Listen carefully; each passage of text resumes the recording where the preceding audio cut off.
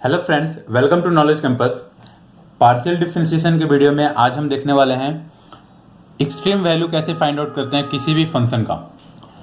अगर जैसे z हमारा कोई एक फंक्शन है, टू वेरिएबल का फंक्शन है x एंड y, ठीक है, तो इसका एक्सट्रीम वैल्यू फाइंड आउट करना। एक्सट्रीम वैल्यू का मतलब क्या हुआ कि z का maximum value and minimum value. Extreme value में दो वैल्यू आएंगे, maximum value and minimum value, ठीक है।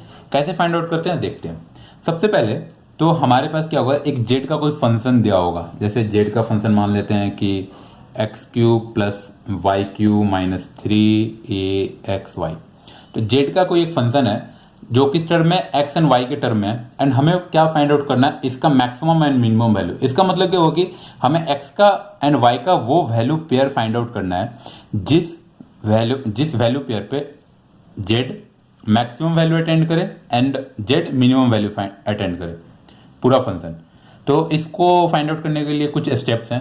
वो स्टेप क्या क्या हैं? सबसे पहले आपको क्या करना होगा कि z हमारा, आपको पता है कि दो वेरिएबल का फंक्शन है x एंड y का, तो आपको सबसे पहले z को x के रेस्पेक्ट में पार्शियल डिफरेंशिएट करना होगा एंड y के रेस्पेक्ट में पार्शियल डिफरेंशिएट करना होगा। वही मैंने लिखा है, find partial differentiation of z with respect to x and partial differentiation of z with respect to y। अब कहेंगे किसी बुक में इस z, actually z is a function of x and y। Last video में मैंने बताया था कि जहां भी z होगा उसको आप f से रिप्लेस कर सकते हो। तो z को x के रेस्पेक्ट में डिफरेंशिएट करो, ये लिखो, या f को, ये पूरे फंक्शन को x के रेस्पेक्ट में पार्शियल डिफरेंशिएट करो, वो लिखो, बात सेम है। तो फर्स्ट स्टेप में आपको क्या करना है, सिमिलरली यहाँ पर भी लिखा है, फर्स्ट स्टेप में आपको क्या करना है कि z को x के रेस्पेक्ट में डिफरेंशिएट करेंगे एंड y के रेस्पेक्ट में डिफरेंशिएट करेंगे। दो आपको एक्सप्रेशन मिलेगा, दोनों इक्वेशन को, एक्सप्रेशन को इक्वल टू जीरो करेंगे। Partial differentiation of z with respect to x equal to zero and partial differentiation of z with respect to y equal to zero. दोनों को जीरो इक्वल टू पुट करेंगे and दोनों equation को एक साथ solve करेंगे। यहाँ पर देखिए साइमल्टेनियसली लिखा हुआ है, एक साथ सॉल्व कर हम क्या फाइंड आउट करेंगे, x एंड y का वैल्यू कि कितने वैल्यू पेयर हमारे पास आ रहे हैं। सपोज कीजिए कि हमारे पास 2 या 3 4 वैल्यू पेयर आ रहे हैं। ये x का वैल्यू है, x का वैल्यू a, y का वैल्यू b, x का वैल्यू जब c है देन y का वैल्यू d है। तो ऐसे हमारे पास बहुत सारे सॉल्यूशन आएंगे। दो स्टेप हुआ, पहले स्टेप में आपको क्या करना है, डिफरेंशिएट करना है। दूसरे स्टेप में दोनों को इक्वल टू जीरो कर हमें x एंड y का वैल्यू फाइंड आउट करना है। थर्ड स्टेप में आपको क्या करना है, जो हम z को x के रेस्पेक्ट में डिफरेंशिएट करते हैं ना, उसको डिफरेंशिएट करने के बाद जो हमारा फंक्शन आया था उसको एक बार और डिफरेंशिएट करेंगे, डबल डिफरेंशिएशन, जिसको क्या बोलेंगे हम, r बोलेंगे, ठीक है। जो y को डिफरेंशिएट किया था, z को y के रेस्पेक्ट में, उसको अब हम क्या करेंगे, x के रेस्पेक्ट में डिफरेंशिएट करेंगे, उसको क्या बोलेंगे, s बोलेंगे। देखिए ये वाला टर्म निकालने का दो तरीका है, या तो आप dz अपॉन dy को x के रेस्पेक्ट में डिफरेंशिएट करो, क्योंकि z को जब y के रेस्पेक्ट में डिफरेंशिएट किया हो उसको जब आप x के रेस्पेक्ट में डिफरेंशिएट करो तो आपको ये आ जाएगा। या आप क्या कर सकते हो कि जो z को x के रेस्पेक्ट में जो डिफरेंशिएट किया हो उसको आप y के रेस्पेक्ट में डिफरेंशिएट करो, फिर भी आपको ये टर्म आएगा। दोनों टर्म इक्वल होता है, तो ऐसा फाइंड आउट कर लोगे। देन आपको क्या करना है, जो dz अपॉन dy है उसको आपको डबल डेरिवेटिव करना है, जिसको आप बोलोगे dz अपॉन dy का होल स्क्वायर, या z की जगह भी लिख दो, किसी बुक में ये भी लिखा रहता है। एंड इसको आपको क्या बोलना है, t। तो थर्ड स्टेप में आपको क्या फाइंड आउट करना है, r s t। r कैसे फाइंड आउट होगा, z को जो हम x के रेस्पेक्ट में जो एक बार डिफरेंशिएट किए थे उसको एक बार और डिफरेंशिएट करेंगे। t कैसे फाइंड आउट होगा, z को जो y के रेस्पेक्ट में डिफरेंशिएट किए थे उसको एक बार और डबल डिफरेंशिएशन कर देंगे, t फाइंड आउट हो जाएगा।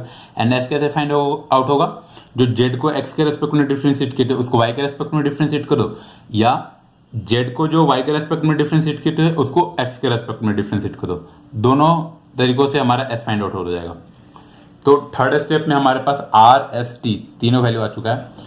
चौथे स्टेप में क्या करना है आपको कि सबसे पहले आपको are T minus S square का वैल्यू फाइंड आउट करना है। Are T minus S square का वैल्यू फाइंड आउट करना है। किसके लिए, हर एक जो भी आपके यहाँ पर सॉल्यूशन आया होगा ना, जो भी सॉल्यूशन आया होगा उस ये इसको, क्योंकि r भी एक फंक्शन होगा, t भी एक फंक्शन होगा, s भी एक कोई फंक्शन होगा, R T minus S square जो करोगे तो वो भी एक फंक्शन आएगा। उस फंक्शन में आपको x एंड y टर्म होगा, तो x एंड y का वैल्यू पुट करोगे। और वो वैल्यू आएगा कहाँ से, जो ये आप सॉल्यूशन फाइंड आउट किए होगे ना, वो वैल्यू आप पुट करोगे। एंड वो वैल्यू पुट करने के बाद आप देखोगे कि वो एक्सप्रेशन का वैल्यू क्या आ रहा है, ग्रेटर देन 0 आ रहा है कि नहीं, ग्रेटर देन 0 आ रहा है या लेस देन 0 आ रहा है। ग्रेटर देन 0 आ रहा है तो तब आपको दो केस होगा, ग्रेटर देन 0, दोनों केस में ग्रेटर देन 0 है। देन आपको क्या देखना होगा, जो आर है, ये जो आर, तो आर भी आपका क्या होगा, एक फंक्शन होगा एक्स एंड वाई का, उसमें आपको वही जो इसके लिए जो एक्स एंड वाई का जो वैल्यू पुट किया ना, वही वैल्यू पुट करोगे। देन आप देखोगे कि आर का वैल्यू क्या आ रहा है। अगर लेस देन 0 आ रहा है देन आप क्या बोलोगे कि वो जो एक्स एंड वाई का वैल्यू है उस पॉइंट पे जेड मैक्सिमम हो रहा है। एंड अगर आर का वैल्यू ग्रेटर देन 0 आ रहा है देन आप क्या बोलोगे कि उस पॉइंट पे जेड हमारा मिनिमम हो रहा है। फोर्थ स्टेप का फर्स्ट एंड सेकंड स्टेप आपको ध्यान में देना है। आपको क्या करना होगा, आर एस टी आपने फाइंड आउट कर लिया है, आपके पास सॉल्यूशन है, सॉल्यूशन पेयर है, एक्स एंड वाई का एक वैल्यू है, एक्स एंड वाई का दूसरा वैल्यू है। एक एक वैल्यू के लिए, हर एक वैल्यू के लिए आपको फाइंड आउट करना होगा। जैसे आप लिखोगे केस 1, लिखोगे a and b when x equal to a and y equal to b. उसके लिए आपको ये वाले वैल्यू एक्सप्रेशन में वैल्यू पुट करोगे, देखोगे ग्रेटर देन 0 आ रहा है या नहीं। लेस देन 0 आएगा उसका अलग केस है, पहले आपको ग्रेटर देन 0 देखना। ग्रेटर देन 0 अगर आ गया देन आपको क्या करना होगा, आर का वैल्यू फाइंड आउट करना होगा। अगर आर लेस देन 0 है तो जेड मैक्सिमम होगा, ग्रेटर देन 0 है तो जेड हमारा मिनिमम होगा।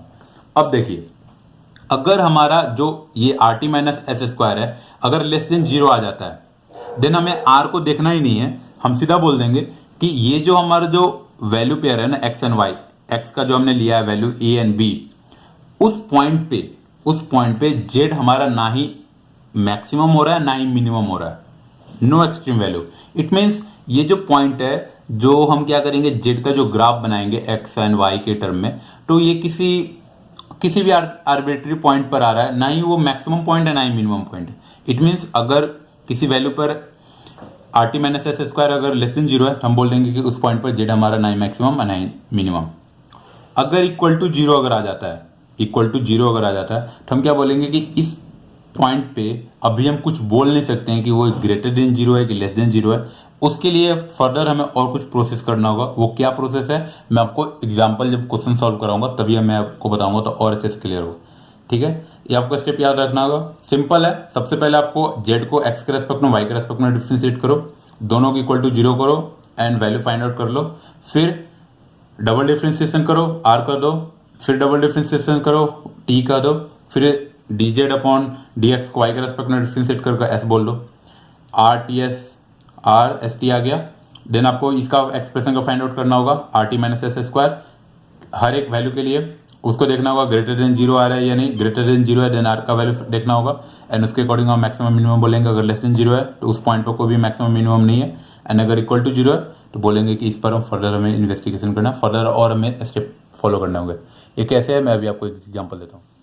तो ये हमने क्वेश्चन लिया है, क्वेश्चन क्या है कि examine the extreme value of z equal to x square plus y square plus 6x plus 2 है। हमें क्या करना है कि ये जो फंक्शन है उसके एक्सट्रीम वैल्यू देखना है। क्या है एक्सट्रीम वैल्यू का मतलब, आपको जेड का मैक्सिमम एंड मिनिमम दोनों, एक्सट्रीम जब भी बोले इट मीन्स दो, मैक्सिमम एंड मिनिमम दोनों आपको देखना है कि क्या हो। ठीक है, तो सबसे पहले आपको पता है कि जेड इक्वल टू जब आपको दिया हुआ है x square plus y square plus 6x plus 2 है। फर्स्ट स्टेप में आपको क्या करना है, जेड को एक्स के रेस्पेक्ट में डिफ्रेंशिएट करना है। जब आप इसको एक्स के रेस्पेक्ट में डिफ्रेंशिएट करोगे तो क्या हो जाएगा 2x प्लस 6, क्योंकि ये वाला टर्म 0 ये वाली टर्म 0, एंड जेड को हमें क्या करना है y के रेस्पेक्ट में डिफ्रेंशिएट करना है। y के रेस्पेक्ट में डिफ्रेंशिएट करेंगे तो 2y। ये हमें दो इक्वेशन मिला। अब दोनों इक्वेशन को हमें क्या करना है, इक्वल टू 0 कर सॉल्व करना है। 2x plus 6 equal to 0 and 2y equal to 0। ये इक्वेशन, ये एक दो इक्वेशन, दोनों इक्वेशन को एक साथ सॉल्व करना है। इट मीन्स दोनों इक्वेशन को एक साथ सॉल्व करने का मतलब क्या होता है कि एक इक्वेशन को सॉल्व करेंगे, उससे एक वेरिएबल फाइंड आउट करेंगे, सॉल्व करेंगे, या एक वेरिएबल को दूसरे वेरिएबल के टर्म में लिखेंगे एंड उस वेरिएबल को फर्स्ट एक दूसरे इक्वेशन में पुट करेंगे, फिर उसको सॉल्व करेंगे। देखिए जैसे यहाँ पर 2y equal to 0 it means y equal to 0, तो y इक्वल टू 0 आ गया। एंड अगर इसमें पुट करें हम, अगर इसको सॉल्व करें तो x इक्वल टू ये हो जाएगा -6/3, सॉरी 2, ये हो जाएगा -3। तो x इक्वल टू आपको -3 आ रहा है एंड y इक्वल टू आ रहा है आपको 0। तो आपका पॉइंट क्या हुआ, जिस पॉइंट पर आपको मैक्सिमम एंड मिनिमम चेक करना है वो है -3, 0। अब आपको इस पॉइंट पर चेक करना है, ठीक है। अब आपको क्या फाइंड आउट करना होगा, R, S and T। R कैसे फाइंड आउट होता है, जो x के रेस्पेक्ट में डिफ्रेंशिएट किया था उसको एक बार और डिफ्रेंशिएट करेंगे तो d2z/dx² को क्या बोलते हैं, R। इसको एक बार और x के रेस्पेक्ट में डिफ्रेंशिएट करेंगे तो 2 आएगा। S क्या होता है, इसको y के रेस्पेक्ट में डिफ्रेंशिएट कर दो या y वाले को x के रेस्पेक्ट में डिफ्रेंशिएट कर दो। तो अगर इसको y के रेस्पेक्ट में डिफ्रेंशिएट करेंगे तो ये इस वाले टर्म में कोई y का टर्म है नहीं, इसका डिफ्रेंशिएशन 0 एंड ये भी डिफ्रेंशिएशन 0। इट मीन्स s का वैल्यू हमारे डिफरेंस 0 आ रहा है। t क्या होता है, y वाले टर्म को एक बार और डिफ्रेंशिएट करो, double differentiation. It means t क्या रिप्रेजेंट करता है, d2z/dy²। तो इसके एक बार और डिफ्रेंशिएट करोगे तो क्या आएगा, 2। अब हमें फाइंड आउट क्या करना है, पॉइंट तो एक ही है तो हमें एक ही पॉइंट पर चेक करना है कि z का क्या मतलब नेचर है, मैक्सिमम है या मिनिमम है। उसके लिए हमें फाइंड आउट क्या करना होता है, RT - S²। ठीक है, तो RT क्या है, यहाँ पर R का वैल्यू है 2, T का वैल्यू है 2, -S तो हमारा 0 ही है, तो ये हो गया 4 - 0 = 4। तो RT - S² का वैल्यू क्या आ रहा है, ग्रेटर देन 0, 4 ग्रेटर देन 0 है। जब RT - S² ग्रेटर देन 0 है तब हमें क्या चेक करना होता है, R का क्या नेचर है। तो R हमारा यहाँ पर है 2, वो भी ग्रेटर देन 0। जब RT - S² ग्रेटर देन 0 है एंड R भी हमारा ग्रेटर देन 0 हो, तो जिस पॉइंट पे RT - R², ये जिस पॉइंट पे दोनों 0 ग्रेटर देन 0 हो रहा है उस पॉइंट पे क्या होगा, हमारा मिनिमम वैल्यू फाइंड आउट होगा, मिनिमम। एंड वो हमारा पॉइंट क्या है, -3, 0। ठीक है, तो हमें पता चला कि -3, 0 पर z का मिनिमम वैल्यू होगा। तो वो मिनिमम वैल्यू क्या होगा, हम क्या करेंगे, x = -3 एंड y = 0 पुट कर देंगे। तो z = -3 का whole square plus 0 plus 6 × -3 plus 12, ये हो जाएगा 9 होगा, तो ये हो गया 3। तो आपको z का जो मिनिमम वैल्यू होगा वो होगा 3 एंड किस पॉइंट पर, -3, 0। तो हम क्या लिखेंगे, मिनिमम ऑफ z = 3 एट -3, 0। यह हो गया हमारा आंसर। एंड z का कोई मैक्सिमम वैल्यू नहीं होगा, z का केवल मिनिमम वैल्यू होगा एंड वो मिनिमम वैल्यू है 3 और वो किस पॉइंट पर होगा, -3, 0। तो इस क्वेश्चन में हमने क्या किया, सबसे पहले इसको z लिखा एंड इसको x के रेस्पेक्ट में y के रेस्पेक्ट में डिफरेंशिएट किया, दोनों को एक साथ सॉल्व किया, x एंड y का वैल्यू फाइंड आउट किया, -3, 0 एक ही पॉइंट हमारे पास आ रहा है। फिर RT, S and T find out किया, RT - S² का नेचर देखा, वो ग्रेटर देन 0 है। फिर R का नेचर देखा, दोनों ग्रेटर देन 0 है। तभी मैंने आपको रूल में बताया था कि जब दोनों ग्रेटर देन 0 हो तो हमारा उस पॉइंट पर मिनिमम वैल्यू आता है एंड मिनिमम वैल्यू क्या होगा, उस पॉइंट को हम क्या करेंगे, उस फंक्शन में पुट कर देंगे। फंक्शन में पुट किया तो हमारा 3 आ रहा है, तो इट मीन्स z का मिनिमम वैल्यू होगा एंड वो होगा 3। तो इस वीडियो में इतना ही। अगर आपको ये वीडियो समझ में आया तो इस वीडियो को लाइक करें एंड इस चैनल को भी सब्सक्राइब करें। Thank you for watching.